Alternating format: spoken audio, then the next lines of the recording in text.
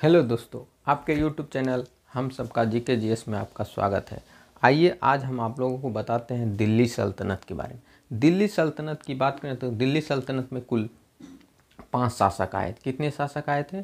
कुल 5 शासक आए थे, जिसमें कि सबसे पहला आया था गुलाम वंश। कौन सा वंश आया था? गुलाम वंश। गुलाम वंश के बाद खिलजी वंश, खिलजी वंश के बाद तुगलक वंश, तुगलक वंश सैयद वंश, उसके बाद लोदी वंश। इसके बारे में हम फिर अलग से एक एक वीडियो में पढ़ेंगे। अगर बात करें हम कुल कितने वंश बोले? 5 वंश। कौन सा? पहला गुलाम, दूसरा खिलजी, तीसरा तुगलक, चौथा सैयद और 5वां लोदी वंश। अब इसमें से क्या क्या क्वेश्चन पूछा जाता है, आइए इस पे बात करते हैं। अगर दिल्ली सल्तनत की बात करें, दिल्ली सल्तनत में कुल 5। अगर बात करें इसमें तो 1206 से कितना? 1206 से 1526 तक दिल्ली सल्तनत का काल होता है। कितना से कितना तक? 1206 से 1226 तक। पूछा जाता है कि दिल्ली सल्तनत का कार्यकाल कब से कब तक, तो कहाँ से? 1206 से कब? 1526 तक। अगर इसमें बात किया जाए दिल्ली सल्तनत में, दूसरा क्वेश्चन पूछा जाता है दिल्ली सल्तनत में कि सबसे अधिक दिन तक किस वंश का शासक रहा था, तो सबसे अधिक दिन तक तुगलक वंश का शासक रहा था, जो 94 वर्ष तक। कितना वर्ष है? 94। ये पूछा जाता है कि दिल्ली सल्तनत में सबसे कम वंश तक कौन शासक किया था, तो खिलजी वंश, जो कितना? मात्र 30 वर्ष। कभी कभी अगर बात करें हम गुलाम वंश की, तो गुलाम वंश 1206 से 1290 ईस्वी तक। कहाँ से? 1206 से 1290 तक। इसके संस्थापक थे कुतुबुद्दीन ऐबक, जो गौरी का गुलाम था। दूसरा बात करें हम खिलजी वंश, जो 1290 से 1320 ईस्वी तक रहा। कब? 1290 से 1320 ईस्वी तक। इसका संस्थापक जो था जलाउद्दीन खिलजी था।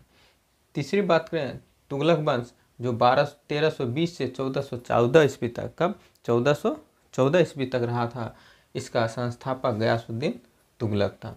उसके बाद बात करें चौथा सैयद वंश, जो सैयद वंश 1414 से 1551 ईस्वी तक रहा था। इसका संस्थापक खिज्र खां था।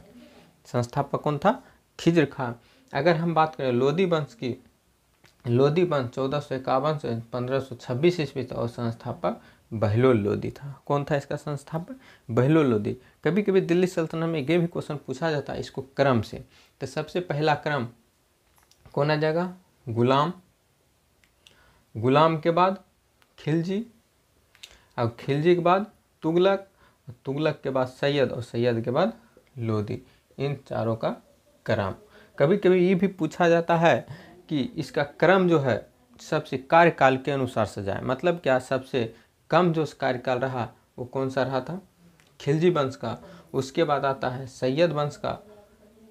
कौन? खिलजी 30 वर्ष, उसके बाद सैयद 37 वर्ष, उसके बाद आता है लोदी वंश, जो कि अंतिम था। कौन? लोदी वंश। उसके बाद 84 वर्ष कौन? गुलाम, और 94 वर्ष का तुगलक वंश। तो इस सभी को आज हम लोग समझा।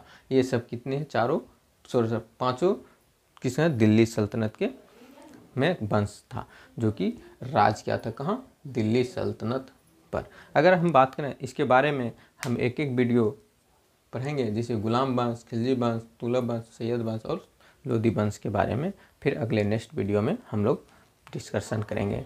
आइए, अगर आपको ये वीडियो अच्छा लगे तो लाइक एंड सब्सक्राइब और शेयर जरूर कीजिएगा दोस्तों। धन्यवाद।